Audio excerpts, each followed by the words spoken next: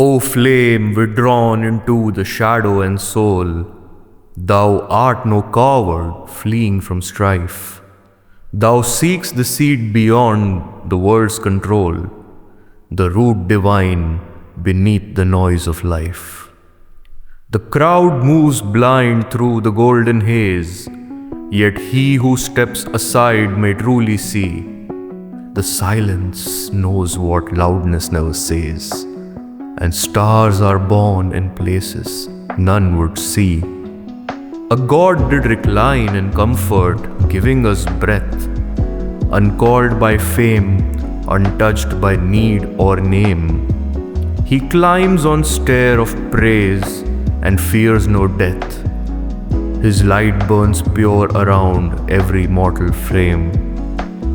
To step back is not to escape, but a fire made whole, leading to a sun that shines within your soul. This video is not about quitting. It is also not about running away or escapism or even surrender. Retreating, something that we will talk about today, is not the absence of presence, but only its sharpening. Our world loves to celebrate exposure, presence, and algorithmic relevance.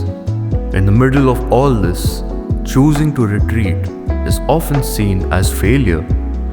But over all this noise, some of the most profound thinkers in history have done exactly that. Retreat. Not to disappear, but only to see more clearly. Once upon a time, a thinker decided to live in a wooden cabin next to a lake.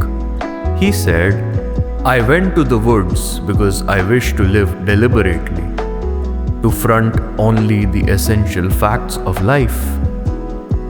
He believed that in retreating from society, even if for a little while, we are able to strip away the false narratives we have been taught to believe, not for rebellion, but just clarity.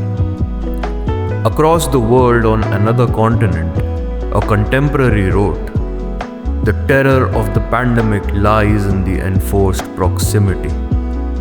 He argued that the violence of our times is no longer physical, but psychological, through overstimulation, exposure, transparency, and burnout disguised as productivity. Two very different worlds, one quiet pond, one quiet room, but the same decision to step back in order to return more whole. Let's slow down. Let's look at retreat not as isolation, but as cultivation.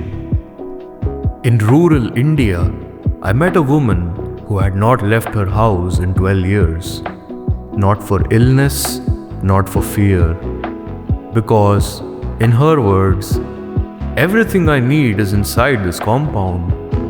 I asked her if she ever got bored. She laughed and she said, "Only people who do not look properly get bored." She had created a world within walls, a garden, a goat, 3 birds, and years of routine folded into peace. She knew the exact hour when the light would turn golden on the east wall. This is retreat as skill, not absence, but deep attention. One Asian writer said that modern life is dominated by positivity, that we are addicted to affirmation, stimulation, participation. He calls it the violence of positivity. When everything must be visible, shared, optimized, even joy becomes work. In retreat, we resist that demand. You do not have to be productive to be worthy. You do not have to be seen to be real. Retreat is not about building a better morning routine. It is about finding a rhythm that does not involve proving anything to anyone. Sometimes this means physical withdrawal, moving to a forest, taking a sabbatical, or simply turning off your notifications. But sometimes it also means psychological retreat, saying less, listening more, redefining your worth in terms that cannot be clicked on. Thinkers and monks are not the only ones who retreat. Artists do it too.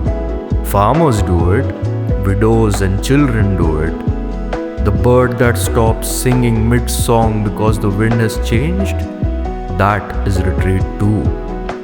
A poet said, "Attention is the beginning of devotion." Retreat allows that attention to bloom, and from it, clarity grows. I'm not saying you must vanish. I'm not suggesting isolation as an answer to everything. But there are times in life when forward is not the answer, when visibility is a trap, when to move inward is the only way to continue. Retreat is not a detour, it is a different kind of direction.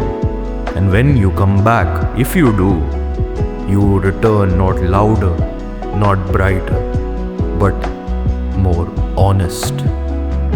You return knowing who you are when no one else is around. That is the art of retreat.